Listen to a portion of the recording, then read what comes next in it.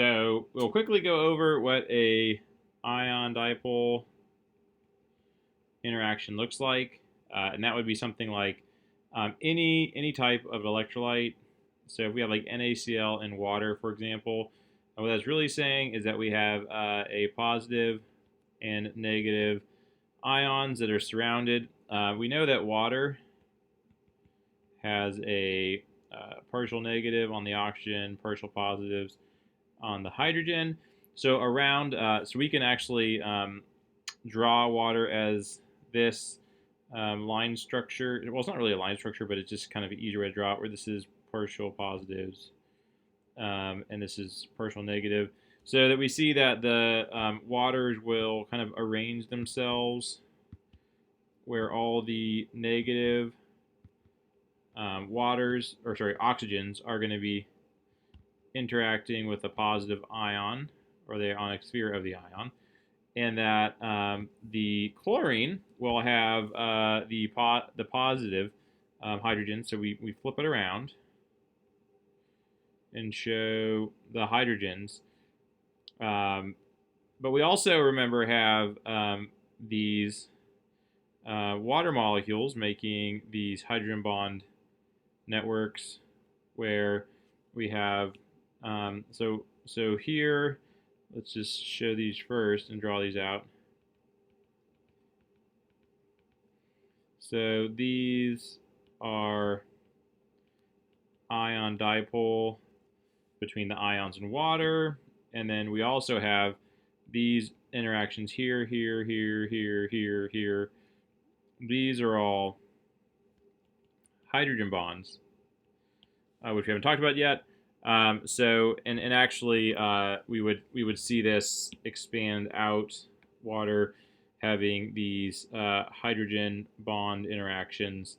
Well, not that one, but we'll have these interactions happening very frequently throughout the whole solution. So if you were to say what interactions are in NaCl, you would say ion-ion, but you'd also say, or sorry, you would not say ion-ion. You would say ion dipole and hydrogen bonds, because in an aqueous solution, the water all hydrogen bonds with itself.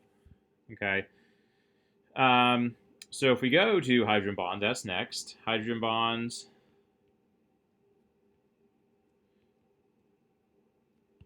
So there are a few restrictions on what can make. So basically, a hydrogen bond is a very small polar molecule. So what makes it small is the fact that we have a hydrogen, and it has to be connected to something that will make a very polar bond. And so the only way to do that is to have atoms that have a high electronegativity. So we're going to say that we're going to put an X here, where X stands for the elements of fluorine, oxygen, or nitrogen. These are the three most electronegative elements that form bonds. And so they will create the strongest hydrogen bond. So I always like to say it's fun, F-O-N, to hydrogen bond, to help me remember that. So what happens is we get a strong pull of electrons away from the hydrogen to the F, O, or N. So again, so we could have like HF, or HO, or HN. Now, in this case, it'd be HF, but we could also have bonds off of here or here or here for these different molecules. Okay.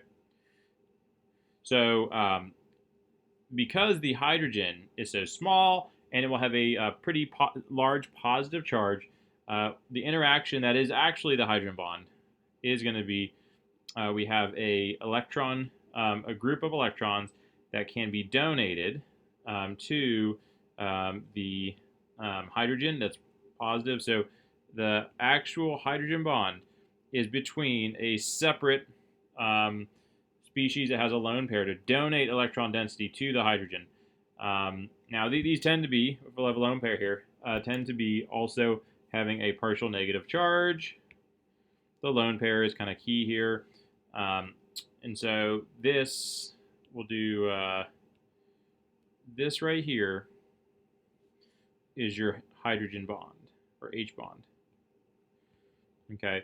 Now, this is something that everyone always tends to mess up on, so I want to just highlight this right now. This right here is a covalent bond. Covalent. Now, it's very easy. I see it all the time. I say circle the hydrogen bond. And everyone wants to circle because it is the bond to fluorine or oxygen nitrogen, which gives it the ability to form a hydrogen bond. In itself is not a hydrogen bond. You have to have two things. These are intermolecular forces. Okay, so can Y be X? Sure, of course it can. So that is to say, so let me write that out. So Y, because all of these have lone pairs on them. So Y can be X, but can be another species as well. So let me give you an example of both, so we have an idea of what that means. So we could have, let's say, here's a molecule, CH, I'll do it the other way. CH3C double bond O, OH. We got lone pairs here, lone pairs here. Okay, so we could come here and have OC double bond O CH3, and we could form hydrogen bonds between this oxygen donating its electrons to this hydrogen, and same here. So we could form two H bonds in that way. Now, we could also, so generally, Y is X when you have a pure solution, because your lone pairs are coming from that particular species. But you could also have, for example, something in water. So you could have like HF aqueous, and that would then have HF, and then you could have water coming in here and forming the hydrogen bond, which HF, if you had HF by itself, without any water, not forming a solution, then it would be just simply HF, H, and then you could make these hydrogen bonds here. Okay, so that's a hydrogen bond, and it is the reason why water has so many unique properties, because water can make a bunch of hydrogen bonds, more than any other hydrogen bonding species. So it is very robust. It has a high boiling point. It has very unique properties that you don't really see in any other molecule. It should be a gas based on its molecular weight, but it's not because of that high boiling point. Because of the interactions you have to break to become a gas. So hydrogen bonding is super important to us, and we see it a lot because we talk about it because many things happen in water, from a biological standpoint and from a general chemistry standpoint. So we see that a lot. So, but just to point out that if I were to ask you what interactions are in HF, then you would say hydrogen bonding. But you would not say dipole-dipole, because dipole-dipole, hydrogen bonding is a type of dipole-dipole. It's in the same way that a strong acid is a type of electrolyte. You don't want to be redundant. So you don't want to say, like, if I say what interactions can HF make, you wouldn't say hydrogen bonding and dipole-dipole. It's kind of like if I asked you, where do you go to college? Or it would be like you stating, I go to college, I go to Wake Forest. If you say go to Wake Forest, then everyone already knows that you're going to college. So if you say hydrogen bond, it is a type of dipole. We just give it a unique name because it is much stronger than other interactions.